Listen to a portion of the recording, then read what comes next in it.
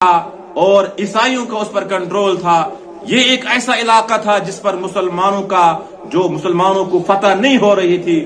اس وقت کے جو امیر تھے انہوں نے حضرت عمر کو خط لکھا کہ ہم کافی کوشش کر رہے ہیں مگر یہ علاقہ فتح نہیں ہو رہا ہے، سمجھ نہیں آ رہی ہے کیا ہو رہا ہے۔ دوستو، امیر المومنین حضرت عمر رضی اللہ تعالیٰ عنہ تھے۔ میں اور آپ جیسے لوگ ہوتے فوراً کہتے لشکر کی تعداد کتنی ہے، ہتھیار کتنے ہیں، کیسے ہیں، اور پوری اس طرح کی پلاننگ کی بات ہوتی۔ حضرت عمر نے جیسے ہی سنا امیر یہ کہہ رہا ہے کہ فتح نہیں ہو رہی ہے، کافی وقت لگ چکا ہے، مشکلات کافی آ چکی ہے، حضرت عمر نے فوراً جواب پوچھا، مجھے بتاؤ تم نے جو یہ دن گزارے ہیں، جتنے بھی دن تم وہاں رہے ہیں، تم فوراً غور کرو، مشورہ کرو، تم نے کوئی کام ایسا تو نہیں کیا جو رسول اللہ صلی اللہ علیہ وسلم کے طریقے سے ہٹ کر تھا۔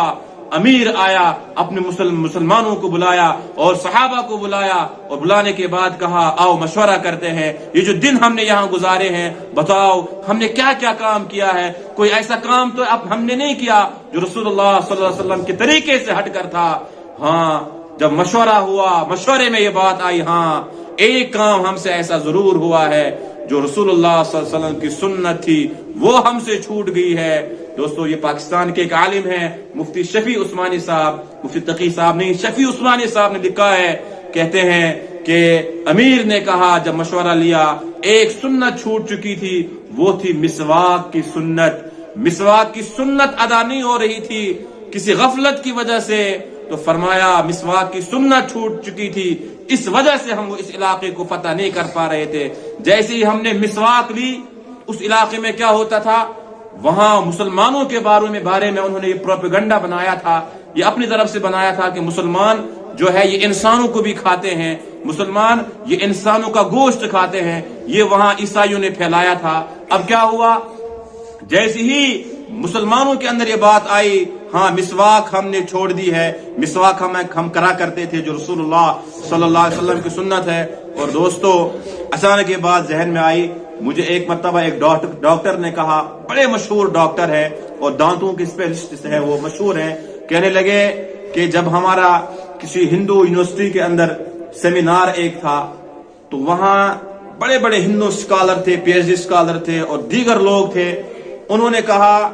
بات سیمینار اس چیز پر تھا کہ دانتوں کو صاف کرنے کا طریقہ سب سے پہلے دنیا والوں کو کس نے دیا؟ کہتے ہیں سارے لوگ جو وہاں اسکالر بیٹھے